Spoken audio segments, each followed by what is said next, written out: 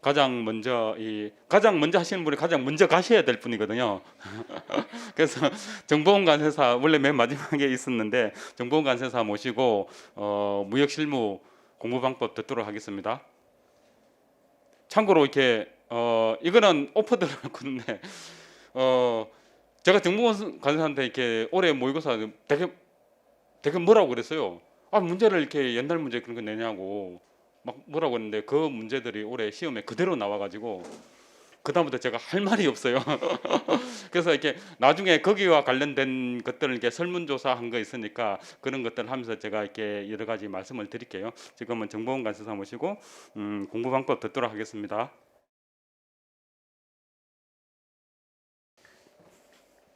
안녕하세요. 정보건 관세사입니다. 반갑습니다.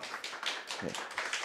원장 선생님이 너무 좋게 이야기해 주셔서 감사합니다. 예. 문제를 뽑을 때 가장 트렌드를 반영을 해야 되겠다라는 생각을 많이 하거든요. 근데 그거보다도 더 중요하다라고 생각하는 게 저도 수험생 때 느꼈지만 제가 공부를 그 범위 안에서 되게 열심히 하거든요. 근데 시험장에 오면 제가 예상했던 문제가 안 나오는 거예요. 그러면 어떻게 얘기해야 되지? 두 문제는 알고 두 문제는 몰라. 그럼 두 문제 쓰는 그 시간 동안은 행복하지만 두 문제를 못 푸는 거에 대한 찜찜함 때문에 일주일 동안 굉장히 고생했던 그런 기억이 납니다. 오늘 원래 안준호 선생님하고 같이 왔었어야 되는데 안준호 선생님이 코로나에 걸리시는 바람에 같이 못 왔어요. 그래서 제가 여기 앞에서 전화를 하면서 우리는 무역 실무를 이렇게 6개월 동안 이끌어가자 같이 합의를 봤습니다. 그래서 그 합의된 내용에 대해서 말씀을 좀 드려볼게요. 1, 2월 달에는 아무래도 8분할이다. 그러면 여기는 어떻게 보면 우리 모의고사 보는 중에서는 가장 어떻게 볼 수 있다? 자세하게 볼 수 있다. 근데 이 자세하게 보다 보니까 두 달이 지나는데 회독수는 1회독밖에 못하는 거예요. 그러면 1회독을 하면서도 자세하게 볼 수 있는 이 장점이 있기 때문에 저희는 최대한 여러분들이 보신 대로 가장 난이도는 조금 낮다라고 볼 수 있는데 가장 쉽다. 문제를. 근데 쉽다는 게 우리 시험에 모의고사에 있어서 나쁜 문제냐? 그렇진 않습니다. 우리가 너무나 잘 알고 있는 글쎄요, HS라고 하면 뭐 기계 부분품 모르고 HS를 공부한다 안 한다 얘기할 수 없잖아요. 저희도 기본이 되는 그런 개념들이 있을 거란 말이에요. 근데 여러분들이 예를 들어서 UCP가 요번에 어떻게 보면 시험범위야. 근데 저희가 운송서류에 수리 요건을 냈어. 그러면 쓰면서 뭐 이렇게 쉬운 걸 내.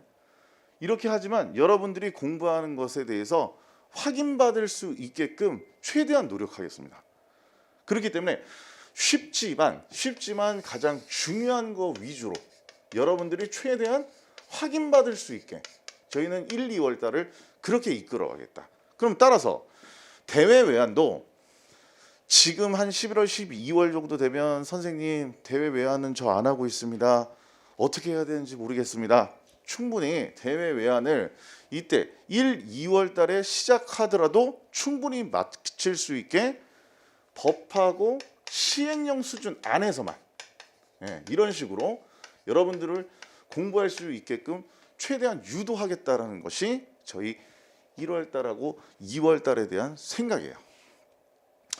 어차피 3월부터 4월까지는 8분할이 이제 4분할 되고 2분할 되고 그러면 진도를 따라가야 되기 때문에 여러분들이 자세하게 볼 수가 없을 겁니다.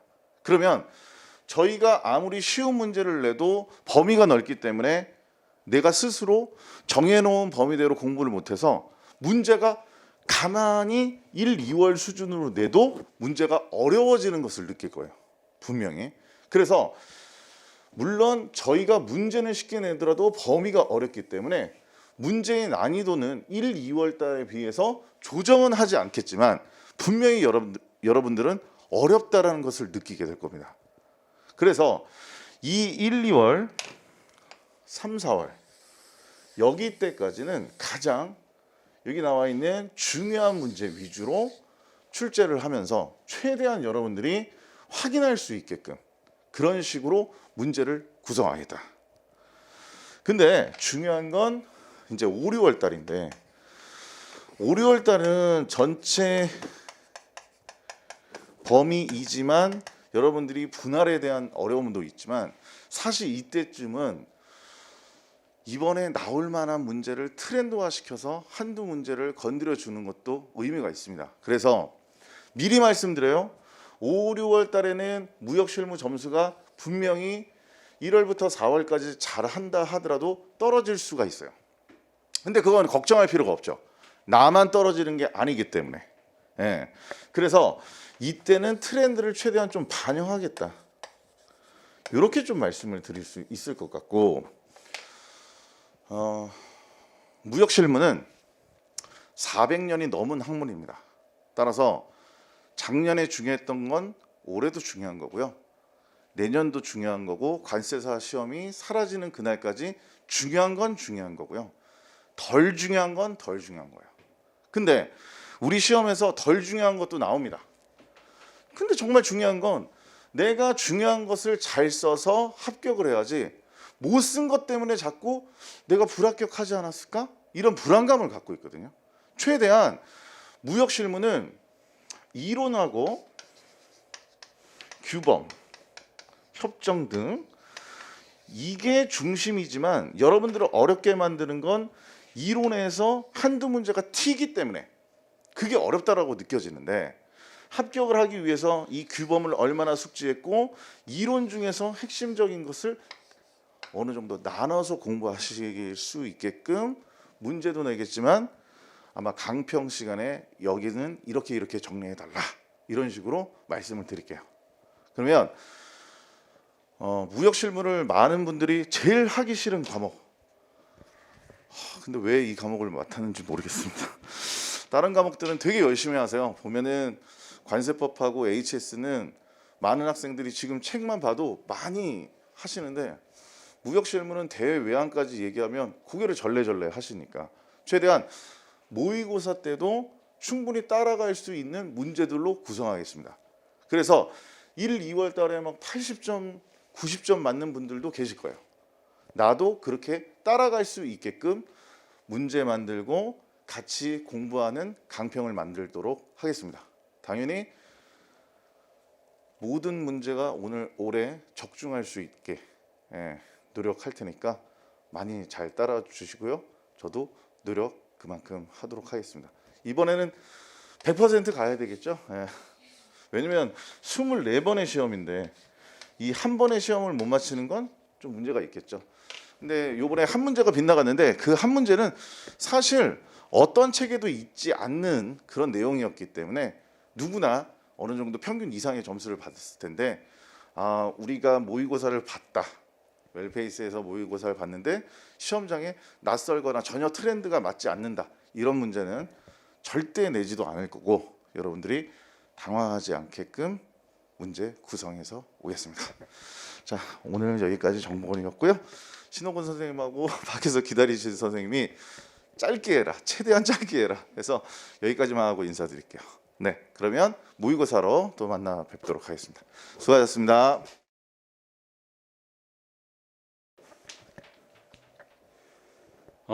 다음은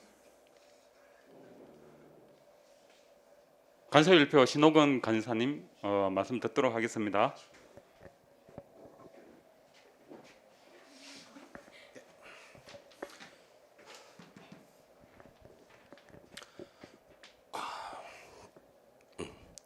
네, 안녕하세요. 네, 신호가사입니다. 저는 이제 짧게 할게요. 그래서 지금 이제 모의고사 볼 텐데 이제 축제 시간이 왔으니까 모의고사는 오셔가지고 즐기세요. 그리고 중요한 게 이제 본인들만의 그 공부하는 스케줄이 있는데 그 스케줄을 모의고사에 맞추면 안 됩니다. 모의고사 맞추면은 시험 볼 때까지 여러분들은 10번도 못 봐. 그렇기 때문에 자기 스케줄대로 가는 것이고, 이제 그러니까 말씀드리면 월화수는 자기 스케줄대로 공부하는 것이고, 그다음에 이제 금토 또는 이틀 정도만 모의고사를 대비하세요. 그리고 모의고사 대비할 때 범위 같잖아요. 범위 같으면은 만약에 1부부터 4부까지다. 그러면은 그 볼 때 정독을 하지 마세요. 정독하지 말고 그 맨 처음에 보게 되면은 1부부터 자세히 본다. 그러면은 한 4시간 한 4시간 정도 지나면은 아마 많이 못 봤을 거야. 그러면은 이제 그 효과가 떨어져요. 그래서 준비할 때는 이틀 동안 모의고사 준비할 때 해당하는 범위에 대해서 쫙쫙쫙쫙 봅니다. 이게 중요해. 그래서 이렇게 2번 정도 보고 오는 겁니다. 2번 정도. 그래서 뭐 쓰면서 하게 되면은 속도가 안 나요. 범위가 많잖아. 보면 이제 그렇기 때문에 모의고사 준비할 때는 한 제 생각은 4일 정도는 본인 공부하시고 아니 3일 정도는 3, 4일 정도는 그다음에 이제 이틀 정도는 이제 모의고사 해당 범위에 대해서 한 3번, 2번 정도 읽고 오는 걸로 보세요. 그리고 모의고사 시험 볼 때 책은 아예 그냥 바닥에다 놓으세요. 이게 유혹이 있거든. 손가락 껴가지고 이렇게 싹싹 보거든요. 그러면요 실력이 하나도 도움이 없어. 그래서 뭐가 되든 여러분들이 그 기억나는 거 그 쓰세요. 해당하는 것들. 그리고 이제 그게 이제 마인드고 그 다음에 보면은 여러분들이 이제 모의고사 볼 때 중요한 게 있어. 쓰면 안 되는데 자꾸. 자, 뭡니까 이거? 자, 첫 번째 보면은 규정을 묻는 문제를 줄 거예요. 근데 보면은 목차를 항상 이렇게 하세요. 첫 번째는 분류 개요. 여기는 한두 줄 써. 해당 이제 주규정 류가 그 해당하는 류가 무엇인지에 대해서 쓰세요. 총설이나 중요한 주규정으로. 그다음에 이제 두 번째가 이제 가장 기본이죠. 여기는 뭐다? 분류 규정을 쓴 다음에 이제 제가 물어보는 규정에 대해서 자세하게 쓰셔. 그리고 이제 쓸 때 팁이 있어요. 항상 모든 주규정은 괄호랑 가만히 있다. 이런 것들을 꼭 염두에 두셔.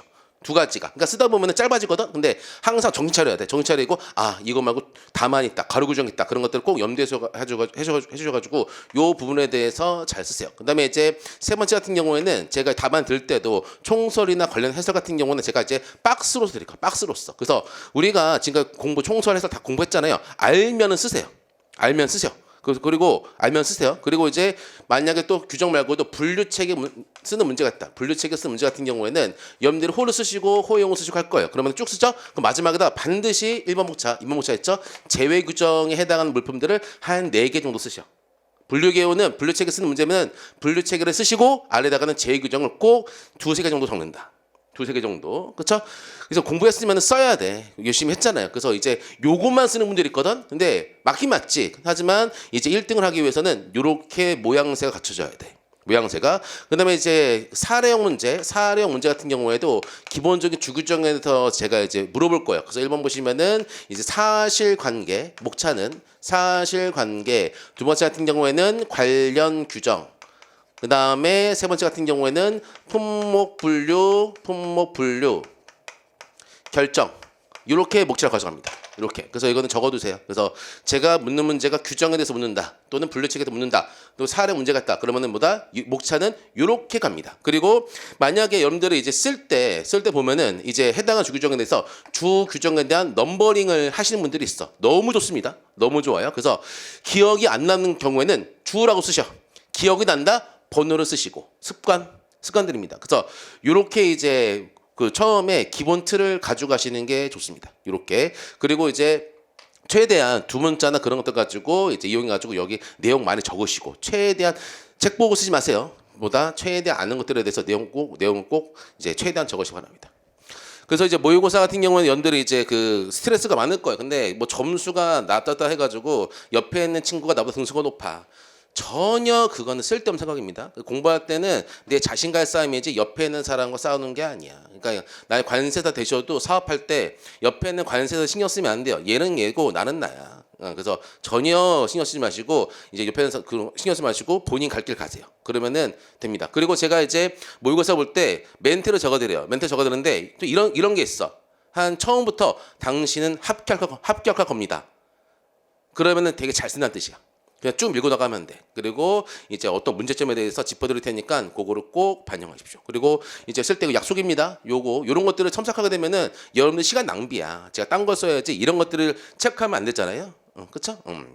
그래서 축제니까 여러분들 너무 스트레스 받지 마시고 그냥 하하 웃으면서 못 써도 하하하 웃으면서 그렇게 이제 준비를 하세요. 그리고 우리 시험은 많이 보는 사람 이깁니다. 많이 보는 사람. 모의고사 진도 따라가다가 일납니다. 모의고사고 자기 스케줄은 자기 스케줄입니다. 그리고 마지막 자기가 강한 거는 많이 안 보는 거고요. 약한 거를 때려 부셔야 돼. 그게 중요합니다. 사람 심리가 이제 자기가 강한 것만 재밌게 봐. 그러면 안 돼요. 약한 것들을 때려 부셔야지. 다 알고 있어. 29일 블루체크 쓰면은 싫어하잖아요. 싫어하잖아. 다 알고 있어. 28일 블루체크 쓰는 경우도 싫어하잖아. 하지만 그런 것들을 자기가 해야 돼. 해야 돼. 그래야지만 마음이 편안하지. 그죠? 됐습니다. 그러면 이제 그 올해 다 갖고 내년에 이제 열심히 하셔가지고 관세 또 되셔가지고 이제 학원에서 보지 맙시다. 나중에 업계에서 만나면 인사도 하고 좋겠습니다. 자, 그러면 모의고사 준비 잘하시고 잘 보시 기 바랍니다. 수고하셨습니다. 다음은 관세평가 황성택 선생님 이야기 듣도록 하겠습니다.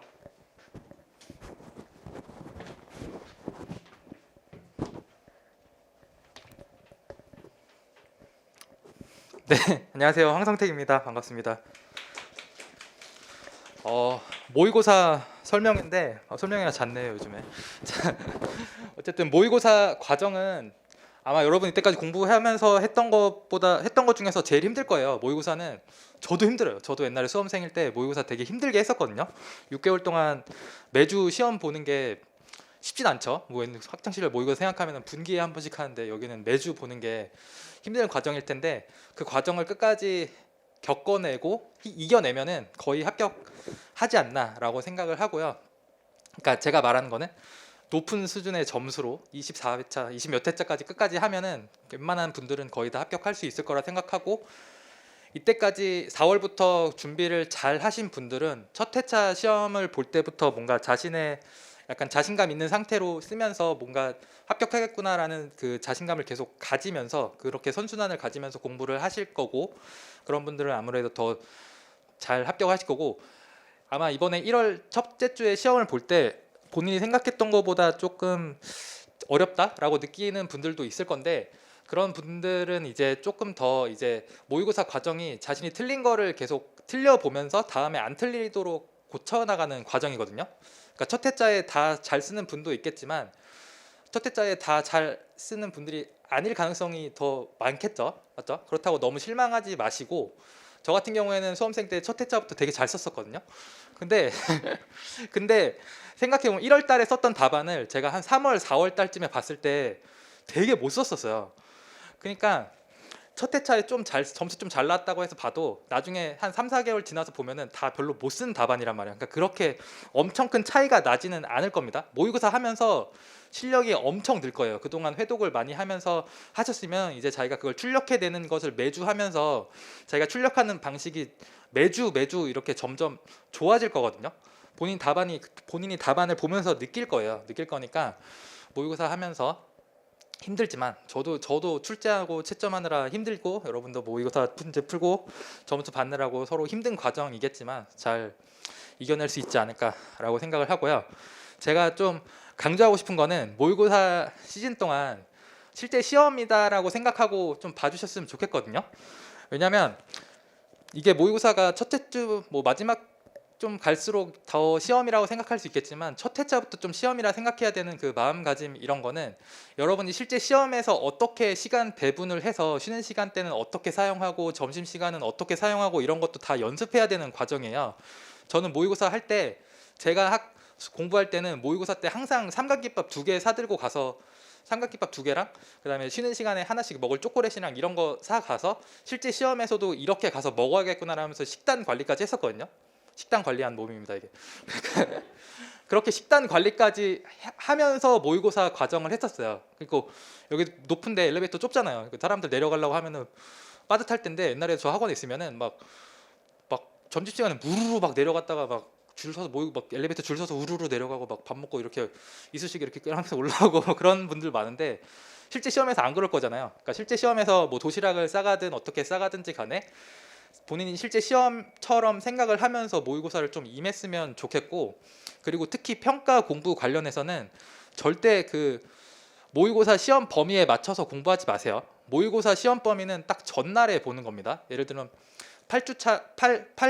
8분할로 나눠서 하는 첫 번째 1월달, 2월달 같은 경우에는 여러분이 모의고사 범위에 맞춰서 공부를 한다고 하면은 관세평가를 2달 동안 1회독을 하는 거거든요. 기본 이론 듣는 시간도 아니고. 절대 그렇게 공부하지 마시고 본인 회독 속도에 맞춰서 공부를 계속 하세요. 그러다가 이제 시험 전날이나 전전날 하루 또는 이틀 동안 그래도 모의고사 때 좀 봐야 되니까 그때 가서 공부를 하시고, 그리고 되게 강조하고 싶은 게 이게 평가 범위가 좀 다른 과목보다 얇고 솔직히 객관적으로 얇잖아요. 그리고 다른 과목이 볼 게 너무 많다라고 생각이 들기 때문에 어떻게 하시는 분들이 있냐면 평가를 잠깐 놓는 분들이 있거든요. 평가를 놓고 그냥 있다가 시험 전날이나 전전날만 이렇게 평가 잠깐 그 범위만 보고 그런 식으로 공부하시는 분들이 은근히 있긴 있는데 절대 그러지 마세요. 저주합니다, 제가. 제가 저주할 거예요.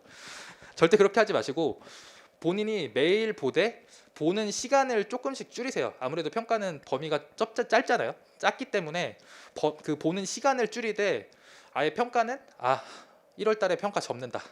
1월 달 놓고 2월 설날 끝나고부터 평가 다시 해야지. 이런 식으로 하시면은 절대 안 됩니다. 이 과목뿐만 아니라 모든 과목이 그렇듯이 절대 뭐 만약에 본인이 다른 과목 어떤 특정 과목에 대해서 약간 조금 더 공부를 하고 싶다. 그럼 그 과목의 비중을 높이되 기간을 조정하시면 안 돼요. 그냥 그 매일매일의 공부 시간을 조정하면서 이 시간을 한 30분, 1시간 정도 늘리고 다른 뭐 평가나 이런 범위가 좁은 과목이나 본인이 조금 더 어떤 과목에 비해서 조금 더 이렇게 회독 속도가 빨리 나오는 과목들의 시간을 한 30분, 1시간 이런 식으로 줄이면서 조절하셔야지. 나 이 과목이 너무 안 나와. 그러니까 막 이번 주는 이 과목만 공부할 거야. 이번 주는 평가 안 봐도 될 것 같아. 이런 식으로 절대 하시면 안 돼요. 그게 한번 그렇게 되면은 습관이 들면은 일주일이 막 2주일 되고 막 한 달 동안 한 달 되고 이렇게 된단 말이에요. 그러면은 막 본인은 한 달 동안은 막 세 과목만 공부하고 그렇게 돼요. 근데 그런 식으로 되면은 본인이 자신 있다 생각했던 과목이 어느 순간 갑자기 툭 떨어진단 말이에요.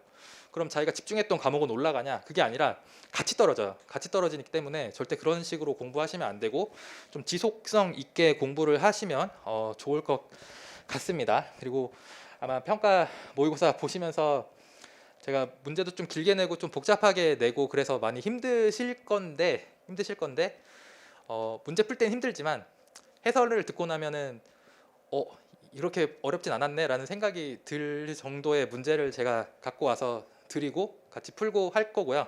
실제 이번에 합격하신 분들이 그런 말을 했었어요. 해설 강의 들을 때 카타르시스가 느껴진다라고 하더라고요.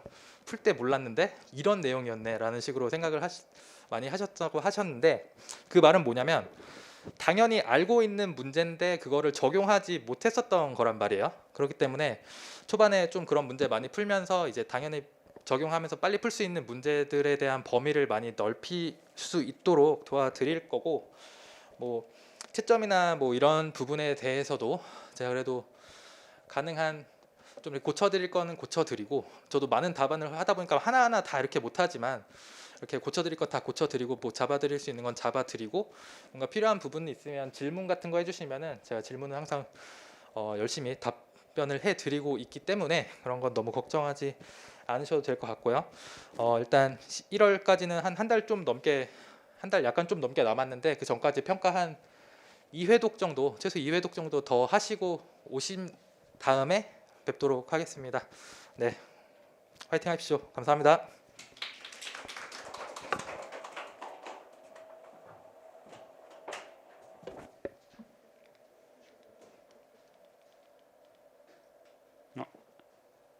오늘 마지막은 아니고 마지막은 제가 해야 되고요.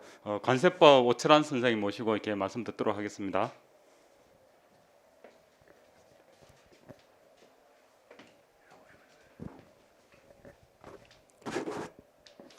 안녕하세요. 저는 오천원 간사입니다. 여기서 관세법을 강의하는데요. 내년도 시험을 대비를 해서 여러분들이 관세법 같은 경우는 뭐 여러 가지 뭐 질문이라든가 등등 여러 가지 많을 텐데요. 우선 먼저 말씀드리고 싶은 것은요. 그 출제 범위와 관련해서 좀 얘기를 하면은요. 올해 한국산업인력공단에서 그 기출된 문제 전부 활용을 한다라고 그렇게 공지를 했어요. 공지에서 올해 그 2차 시험을 볼 때에 그 부분이 고려가 돼서 여태까지 출제된 것은 무시를 하고 처음부터 이렇게 출제될 거 아니냐 이렇게 생각을 했는데요. 실제 올해 문제를 분석을 해보면은 여태까지 출제되지 않았던 그 부분에서 대부분 출제가 됐다 이렇게 말씀드릴 수 있는데, 그럼 내년도에는 어떻게 될 거냐 해서 제가 예측건데 기존에 출제했던 법인을 뭐 벗어나서 그 출제를 한다기보다는 여태까지 출제된 부분을 무시를 하고 우리 관사 입장에서 반드시 좀 정리를 해야 될 그런 부분을 여러분들이 정리를 해야 되지 않을까 이렇게 생각하는 부분이에요. 그래서 여러분들은 뭐 그런 거 무시하고 하여간 1조부터 330조까지 해서 뭐 환특법 포함을 해서 열심히 공부하면 뭐 되지 않을까 이렇게 생각을 하고요. 내년 1월 달부터 그 모의고사를 출제를 하는데 저하고 그 전소영 관사가 이제 한 번 해서 크로스를 해서 출제를 이렇게 하게 될 겁니다. 그래서 전소영 관사가 됐든 제가 됐든 가급적이면 이러한 부분은 분명히 출제가 될 것이다. 이러한 것들을 이제 골라가지고 출제를 할 테니까 여러분들이 잘 보시면 좋겠고요. 매년도에 그 모의고사와 관련해서 그 느낀 점을 좀 몇 가지 얘기를 하면은요. 여러분들 그 답안지를 보면 제일 앞에 그 체크하는 부분이 있고요. 또 답안 작성 시 유의사항이 있죠. 그것은 여러분들이 꼭 보셔야 돼요. 열심히 공부를 해놓고 그런 것들은 무시하고 여러분 나름대로 쓴다라고 하면은 그것은 안 되는 거란 부분이에요. 그것은 여러분들이 필수적으로 좀 보셔라라고 하는 것을 말씀드릴 수 있고요. 그 다음에 두 번째는 글씨라고 하는 것은 남이 알아볼 수 있도록 써야 그게 글씨예요. 그래서 작년도에 제가 모의고사를 볼 때 제가 마스크를 좀 벗어도 될까요? 이거 쓰고 오래간만에 하니까 힘이 들어서 못하겠네요. 작년도에 보면은요, 모의고사에 그 글씨를 못 쓴 사람 11명이 있었어요. 그래서 글씨 못 쓰면은 아무래도 좀 불이익을 받는다 해서 작년도에 그 통계를 내봤더니 11명 중에서 2명이 합격을 하고 9명은 떨어졌어요. 뭐 반드시 뭐 글씨 때문에 그렇다라고 단정 짓기는 어렵지만은 이 채점위원이 그 글씨를 봤을 때 이해를 못하는 부분이 굉장히 많아요. 그리고 올해 모의고사를 볼 때 몇 명이냐면은 9명에 대해서 제가 글씨 때문에 이렇게 쓰면 안 된다라는 얘기를 했어요. 그래서 올해 통계를 보면은 50%예요. 5명 붙고 5명은 떨어지지 않았는데 그 떨어진 그 수험생들 이렇게 본다라고 하면 공부는 굉장히 잘했어요. 점수는 좀 고득점을 올린 그런 부분인데 뭐 직접 만나서 왜 떨어졌나 뭐 분석은 안 해봤지만요. 그러한 그 글씨도 결정적인 부분이 되니까 여러분들이 그 글씨에 대해서는 각별히 좀 신경을 써야 된다 이렇게 말씀을 드릴게요.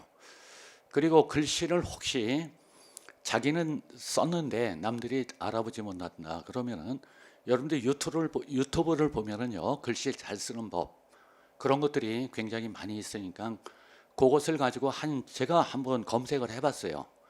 해봤더니 한 10분 정도면 그래도 남들이 봤을 때 그렇게 뭐 잘못 쓴 글씨다 뭐 이렇게 하지 않을 테니까요. 글씨와 관련해서 자기 나름대로 이렇게 쓰는 그런 수험생이 있으면 그런 것들을 여러분들이 한번 좀 검색을 해서 보는 것도 하나의 방법이 되겠습니다. 그 다음에 얘기를 하고 싶은 것은 항상 모의고사를 보고요. 여러분들이 꼭 복습을 해야 돼요. 꼭 복습을 하라라고 하는 부분이에요. 그러면 뭐 저 같은 경우는 첨삭을 해서 좀 자세히 이렇게 해줘요. 틀린 부분. 뭐 하여 한 달을 할 수 있다. 또 중간에 뭐를 빼먹고 등등 하는 그런 부분이 있는데 그러한 것들은 전부 제가 체크를 해줘요. 체크를 그 문제마다 전부 해주고요. 그 다음에 제일 끝에 보면은 총평이라고 해서 그 답안지 채점을 하고 제가 느낀 점에 대해서 이렇게 총평을 해주는데 꼭 여러분들이 보셔야 돼요. 근데 학원에 물어보면은요, 그 해설 강의를 듣는 그 수험생이 한 10%, 20% 정도밖에 되지를 않는다고 이렇게 얘기를 해요. 그래서 총평이라든가 또 답안지에 그 쓰지 못하는 그런 부분에 대해서는 해설 강의를 할 때 여러 가지 내용을 얘기를 하니까 여러분들이 꼭 그것을 봐야 되고요. 여러분들이 뭐 8분의 1을 본다, 4분의 1, 뭐 2분의 1, 전범위를 본다. 항상 여러분들이 여태까지 1조부터 330조까지 정리한 것을 계속해서 이렇게 되풀이 보는 거예요. 그래서 그것을 1월 달부터 모의고사를 볼 때 이제 범위가 전부 주어지잖아요. 여태까지 공부한 것을 다시 한번 보고요. 또 뭐 4분의 1로 간다. 또 앞으로 갔다 뒤로 갔다. 앞으로 갔다 뒤로 갔다라고 하는 거예요. 그래서 전적으로 2차를 공부하는 그러한 수험생의 경우는 분명히 복습을 해야 된다. 복습을 해야만 되는 것이지. 여러분들 왜 복습을 안 하느냐 이렇게 물어보면 설마 거기서 나오느냐라고 이렇게 얘기를 해요. 그럼 그거 빼놓고 공부를 하면은 그건 100% 떨어져요. 여러분들이 봤던 내용 그 문제 그대로 출제되지는 않지만요. 분명히 그와 관련된 부분에서 분명히 출제된다라고 하는 것을 여러분들이 아시고서는 꼭 복습을 하라. 그리고 각 강사들이 지적을 해준 그 부분에 대해서는 항상 답안지를 받고 난 다음에 그것에 대해서 여러분 나름대로 전부 체크를 해서 그 문제가 나왔을 때는 되풀이 돼서 틀리지 않도록 여러분들이 분명히 좀 여러 가지 그러한 노력을 해야 될 거예요. 여러분들 그 올해부터 그 점수가 틀렸죠. 30점, 30점, 20점, 20점이죠. 50점짜리 하나하고 10점짜리 5개가 출제됐다. 이제 30점, 30점, 20점, 20점. 그것은 공인회계사라든가 세무사 시험과 이제 동일하게 그렇게 이제 점수 배점을 줬는데요. 어떻게 보면은 30, 30, 20, 20인데 어떻게 보면은 그 10점짜리 문제 10개가 난다. 이렇게 볼 수도 있어요. 30점짜리 1번 문제다라고 하면 그 물음 1, 2, 3 이렇게 준다라고 하면 약간씩 배점은 틀리지만 결국은 10개의 문제 10점짜리로 봐서 결국 여러분들 정리를 하는 거란 부분이에요. 그 부분을 아까 서두에서 얘기를 했지만 단답형 문제로 다 출제가 된다라고 하면은 여러분 입장에서는 굉장히 좋아요. 쓸 목차도 주고 등등을 하니까 굉장히 합격하는데 굉장히 좀 수월하지만 예전처럼 어떤 내용을 써라라고 할 때는 목차 정리 등등이 안 된다라고 하면 그 묻고자 하는 내용을 여러분들이 분명히 빠뜨릴 수 있는 그런 부분들이에요. 그런 것들을 여러분들이 감안을 해서 정리를 하면은 뭐 되지 않을까. 그런 부분을 모의고사 봤을 때 좀 미진한 부분이 있으면 분명히 복습을 하면서 여러분 나름대로 그것을 정리를 해야 효과적인 그 모의고사가 되는 것이지 그렇지 않고는 좀 힘들지 않나 이렇게 생각을 합니다. 해서 글씨 부분이라든가 그 유의사항이라든가 복습하라고 하는 부분 뭐 그러한 부분에 대해서 여태까지 2차와 관련해서 뭐 특이한 점이라고 하는 것은 뭐 그 정도 얘기를 할 수가 있고요. 혹시 관세법과 관련해서 여러분들 질문이 있으면 질문을 받고 끝내도록 할 테니까 혹시 시험과 관련된 부분이다 아니면 관세법이라든가 환급특례법과 관련된 내용 중에서 혹시 잘 정리 안 되는 부분이라든가 등등 질문이 있으면 질문 받고 끝내도록 할 테니까 질문 있으면 질문을 하세요. 많이들 준비하셨죠? 공부들 많이 하셨죠? 별로 안 하셨어요? 공부 많이 하신 분 이렇게 표정을 보면 한 5분 정도 이렇게 보이는데요. 하여간 모의고사 보는데 자신 있게 쓰세요. 자신 있게. 틀려도 좋으니까. 이 글씨를 본다든가 이 답안지를 보면은요. 위축이 돼가지고서는 잘 못 쓰는 경우가 상당히 많아요. 자신 있게 틀려도 좋으니까요. 글씨 보고 그 답안지 보면 이 수험생이 자신 있게 지금 쓰고 있다. 아니면은 주눅이 들려가지고선 못 쓰고 있다. 이런 것들이 전부 엿보이는 부분이 이제 답안지를 보면 볼 수 있어요. 그 뭐 떳떳하게 쓰면 돼요. 모의고사는 모의고사예요. 근데 모의고사는 분명히 실전과 같이 여러분들이 보시고요. 시간 체크라든가 또는 문제지에다 그 쓸 목차를 메모를 한다든가 아니면 답안지 연습장 3페이지를 줬죠. 그러면 거기다가 뭐 1번 문제는 어떻게 쓰겠다 이런 것들을 문제지 받고 답안지 쓸 때 잠시 생각을 해서 쓰는 게 굉장히 유리하다. 즉 빼먹는 그러한 내용이 없다라고 하는 것도 하나의 방법이 되니까 그것도 여러분들 모의고사 보면서 여러 가지를 이렇게 체크를 해보는 것도 좋은 방법이 되겠습니다. 질문 없으세요? 자, 질문 없으시면 뭐 관세법은 이 정도 할 거고요.